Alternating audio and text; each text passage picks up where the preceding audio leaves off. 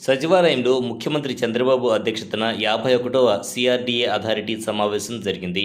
ఈ సమావేశానికి మున్సిపల్ మరియు సిఆర్డీఏ శాఖ మంత్రి పి నారాయణ, సిఎస్కే విజయానంద్తో పాటు పలు శాఖల ఉన్నతాధికారులు పాల్గొన్నారు.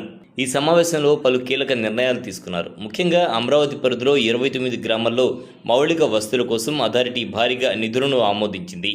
నీటి సరఫరా కోసం 64.35 కోట్లు, సివరేజ్ వాటర్ కోసం 110 కోట్లు, రోడ్ల నిర్మాణానికి 339.04 కోట్లు, వీధి దీపాలకు 12.25 కోట్లు, మొత్తంగా 904 కోట్ల రూపాయల పనులకు అథారిటీ ఆమోదం తెలిపింది.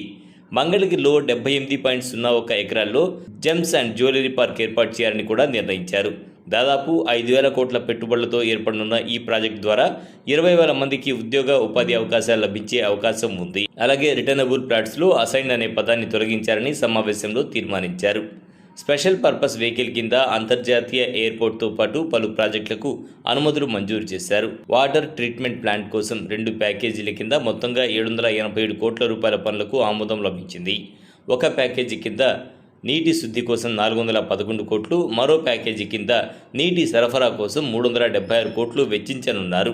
ఇక విద్యారంగంలో భాగంగా మెడికల్, డెంటల్, పారామెడికల్ కళాశాలల ఏర్పాటు కోసం ఎస్ఆర్ఎం, విఐటి సంస్థలకు చెరో 100 ఎకరాలు కేటాయించారని అథారిటీ నిర్ణయించింది. ఈ సందర్భంగా మంత్రి నారాయణ మాట్లాడుతూ, అమరావతి మునిగిపోతోందంటూ కొందరు దుష్ప్రచారం చేస్తున్నారని అన్నారు. కానీ ఇక్కడకు వచ్చి చూస్తే వాస్తవం తెలుస్తుందని చెప్పారు. ఎక్కడ ఇల్లు కట్టుకోవాలన్నా ముందుగా గుంతలు తవ్వుతారు. వర్షం వస్తే ఆ గుంతలో నీరు చేరడం సహజం. ఐకానిక్ టవర్లలో నీరు వచ్చిందని చేస్తున్న ప్రచారం పూర్తిగా అవాస్తవమని స్పష్టం చేశారు.